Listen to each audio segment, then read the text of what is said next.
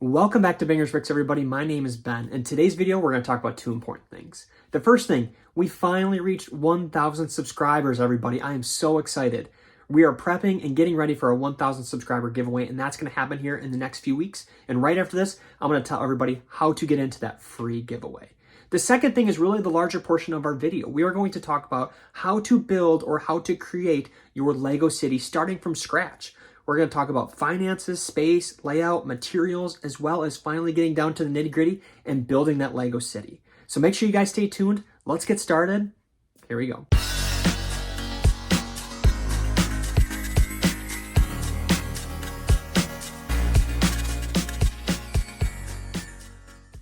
Well, everyone, let's not waste any time and talk more about our upcoming live stream giveaway that's happening January 26th at 9 p.m. Eastern Standard Time. I'll try to put a link up here above so you guys can go bookmark the show and make sure that you don't miss out. In the past year, we've done 5 other live stream giveaways, and they've been a ton of fun. We tend to build sets, look at the Lego city, and just answer any other questions that you guys have.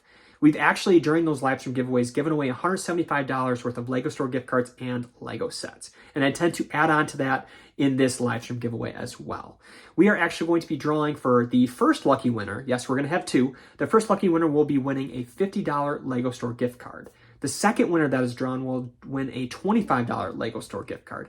In the past, we've only drawn 1 lucky winner, so this time, obviously, your chances of winning go up, so make sure that you get in. And the only things that you need to do, there are 3 things. It is all free and easy to you. The first thing, like this video. Second thing, subscribe to our channel. And thirdly, drop a comment down below telling me how long you've been collecting Lego. It can be, I've never collected Lego. It could be, I've been collecting Lego for 20 years. Whatever it is, let me know. Now, you do not have to be live on our live stream to win, but it is encouraged as we have a ton of fun on those live streams. If you are on the live stream, I'll make sure that I comment my information. Please get in contact with me so we can get your winnings. If you're not live, I will comment under your comment under the comment section. A lot of comments there. And I will give you my information. Please reach out to me so that we can get your winnings. I do ask that you respond to me within 72 hours so that we can just get everybody their winnings and go from there. So now that we have all that settled, January 26th, 9 p.m. Eastern Standard Time, let's talk about how to create your Lego city and the progress that you'll see. Now that we have all the giveaway information out of the way, it's time to take a look at how to build your Lego city. If you're new to the channel, again, my name is Ben with Bangers Bricks, and this is Bangersville. If you've been watching for a while, thank you for stopping by again. And you guys know that we have been building our Lego city for just over a year now, and this is how far we've gotten. Now, if you remember some of our old videos, they were kind of rough as we were just starting out. And I want to talk through some of those key insights and key things that I've learned along the way from some of the different experiences that I've had. Starting off with step number 1, this step is super short, and it's the fun topic of finances. Really, the only thing I have to say here is really make sure that you start with a budget and track your spending as you go throughout your collection. The primary reason for doing that is we just want to make sure we're not overspending and then having to leave the hobby as fast as we came in and having to sell off all of our sets for about half of the price that we purchased them. The other thing I want to talk about briefly within finance is really just making sure you understand what your Lego's value is. Now, there are different apps that you can use. I tend to use an old-fashioned Excel spreadsheet. Recently, I've been turned on to something called Brickset. Brickset is an awesome website where you can go in, input all of your collection information, and then once you submit all of the sets that you have, you can then go in and look at the prices that they give for new and used sets, which is then based off of Bricklink prices so that you have a general understanding of how much your collection is worth. Now let's jump on to the fun stuff, actually working with building your Lego city. Sliding into step number 2, we have space. Now there are 3 primary questions I like to ask when someone is creating a Lego city and looking for a room to input said Lego city. The first question is, what is your goal for your Lego city? And the primary reason I ask that is because some people are just looking for a couple tables or a small little area to throw a few modulars down. Other people are looking to max out a space such as a closet, bedroom, or basement. Second question is, what else do you collect? And the only reason I ask that is that a lot of people tend to collect larger sets that may intrude on your Lego city area. Thirdly, how fast will your city or collection grow based off of the budget that you created? Now, we talked about that in step 1 and really just how important it is to create a financial plan so that you can have a weekly or monthly goal that is dedicated towards Lego, so you can then be able to create some sort of guide of how quickly your Lego city may grow. Now, unlike Brixie or other collectors, right? Some of those decisions of where to put our Lego city are kind of made for us, such as myself. We have 3 kids, we have people that visit all the time, so I can't necessarily dedicate a full bedroom or living room to a Lego city. So we were kind of forced into a Lego closet, which again is a walk-in closet, so I'm not upset about it.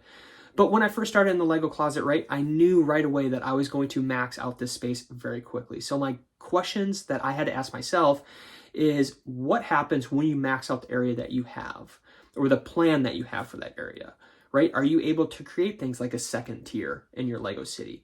Because that really does a great job of adding depth to your Lego city, but also adds height so that you have more ability to display more Lego sets. Second question I like to ask is, can you add some sort of shelving into your Lego area or different shelving units so that you can display more of those display sets, as well as add on some of the different modulars that may overflow from your city? Now, looking at this video here, you can see that we started off with 10 original sets. Now, I loved our first 10 sets. Really what they did is just took a lot of space away from my wife and I on our desks in our working area. And I couldn't necessarily take the room upstairs, as that's where a lot of our guests stay. So I did take our walk-in closet that is attached to that room. And this is a great area for me to grow and just kind of plan and work on my Lego city as a awesome Lego room. On to step number 3, we are building our layout.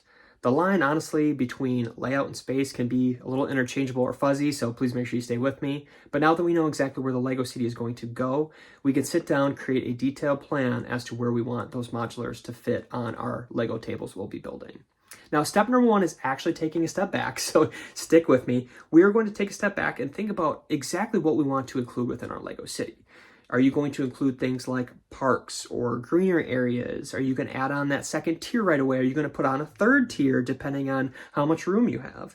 Are you going to add things like trains or tunnels for the trains? Are you going to include rock ledges or mountains? Are you going to take a deeper dive into roads? Are you going to expand upon those roads? Are you going to do the 5-inch or the 10-inch base plates for the roads? There's so many different things to think about, so please make sure you take a deeper dive, take a few minutes to think about what all you want to include with your Lego city. Number 2, we're going to be taking a deeper look at how much space we actually have available to us. I'll put up here my very first plan that I made. It's not as detailed as I would like, but it is a basic plan of what I wanted to include within the space that I had available to me. Now, my closet is 65 inches by 130 inches, but remember, you are working with all 5 to 10 inch increments. So whether you're looking at roads, right, your roads are going to be 5 inches unless you want to expand, then it'll be 10 inches. Most modulars are 10 inches by 10 inches unless you're working with a larger base plate, which will be 15. But the primary thing I'm thinking of is if you're going to add on a second tier, make sure that you are looking into a potential 15-inch second tier, just so you can include some type of road unless you're just looking for a second tier for displayability within your Lego city. Now, as I mentioned, the plan isn't quite as detailed as I wanted, but does show overall the maxed out room that I have available to me for my tables. The only change that I actually made for these tables was adding on an extra 5 inches later on so that I could include a road on the second tier. Now, I'll add on quickly just a little video here showing you just our initial tables that we created for the Lego room. I loved them. I love the melamine tables. And it's honestly just crazy to look back and see where we all started and really just how far this Lego room has come. Now, speaking of melamine tables, we're going to move into materials. And this is one area where we'll talk a little bit more about different tables that you can use within your Lego city. Moving on to step number 4, we are going to be talking about materials you can use within your Lego room. Now, obviously, the different materials you use within your Lego room or your Lego city are completely up to you, but there are definitely a few recommendations that I have. The first topic I want to talk about under the materials section is tables. Now, there are 2 different types of tables that you can use within your Lego city or your Lego room, and those are the pre-built tables from IKEA. You have the Linman or Lankepin tables, I believe that they're called now, and then you also have tables that you can build yourself using materials such as melamine or particle board, and then supporting that with 2x4s. I am a big fan of building your own tables. Actually, that's exactly what we did within our first couple of videos. We built our own tables using melamine and then 2x4s as supports, and actually created a 2x4 skirt around the underside of those melamine boards to have even more support so that we didn't have any bowing. within our tables just because I knew we were going to be putting a ton of support on those. So definitely something that we wanted to take into account. And if you have your own tools and the time, it is definitely worth it, as from a price standpoint, it actually cost me $200 to create all 3 tables using 2x4s, melamine, screws, and everything combined. It was about $200 for everything. And then when I looked at the Linman tables at the time, for 2 tables, it was actually $235 alone. And that's still not counting the 3rd table that we needed to add.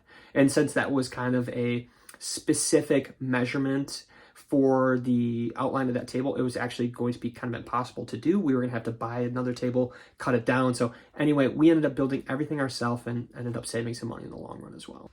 The second topic I want to cover under the materials section is MILS, or Modular Integrated Landscaping System. Now, this is a hot topic around the Lego community, as some people prefer it, some people don't. But the best thing about it is that there is no right answer. Whichever way you choose, you can make your city look great. Now, I want to dive a little bit deeper into as why I prefer using the MILS system within Lego City.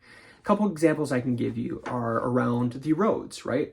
Specifically the roads, I like to widen my roads so that I can include some of the Speed Champions vehicles and add those within my Lego City. And by doing that, you can add those different sections on the side of the roads. You can build up your sidewalks to include a little bit more detail as well. And then moving into things like a greener area, you can then build down into your base plate to be able to add things such as pathways, rivers, lakes. You can add certain rocks or trees. It really gives you just that little bit of flexibility to add a little bit more detail in your city. The last thing I want to point out is that those base plates are so much more sturdy. We love to move our modulars and our buildings around quite frequently, and this gives us the ability to do so with a little bit more satisfaction or ease in the back of my mind that I'm not going to drop it or that it's going to be as flimsy. The last thing I want to talk about, the big downside to using MILS, is always cost. You're going to be using more materials. When you're using more materials or more pieces, you're going to have a higher price point and more money that comes along with it. Moving on to the last topic that we have under the materials section, we're going to be talking about display shelving and lighting. This is going to be pretty brief, but again, this is completely up to you to add these types of things into your Lego room. The first thing I want to talk about is some sort of shelving within your Lego room. Highly suggest this, primarily because you're going to accumulate other sets that may not fit into your Lego City, such as minifigures, BrickHeads, or Steamboat Willie that we have, really anything that is not Lego City related. So definitely a great way to display those sets and really keep them relative within your Lego City. The second thing I want to talk about is lighting. Now, lighting is pretty specific and really up to you how you want to do that.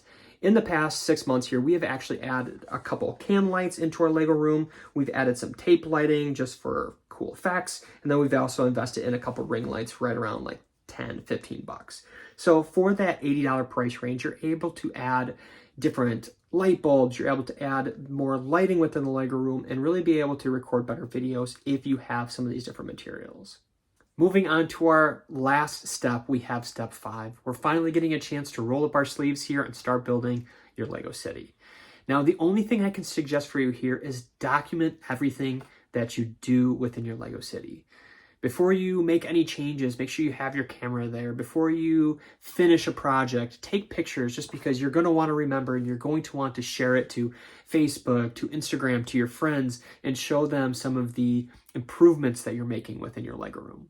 Now, the couple other things I wanted to mention is I have had so much fun doing this video. I've gotten a chance to see where we started and finally deciding where we want to put our Lego City, getting to build our tables, getting to add on tiers, and really just make some of those other changes and add certain additions into the Lego room as well. The other part to this is I've also gotten to see some of those sentimental moments of the times that I've gotten to spend with my kids in building certain Lego sets. So I have really cherished some of those different moments that I've had with each of my kids as they got time to spend in the Lego City as well. Now, that is about all I have for you all today, but don't forget to bookmark our live stream and get in our giveaway January 26th, 9 p.m. Eastern Standard Time. Remember these 3 things. Make sure you like this video, subscribe to our channel, comment how long you've been collecting Lego, and I will see everybody soon. Have a great rest of your day. Goodbye from Bangers Bricks.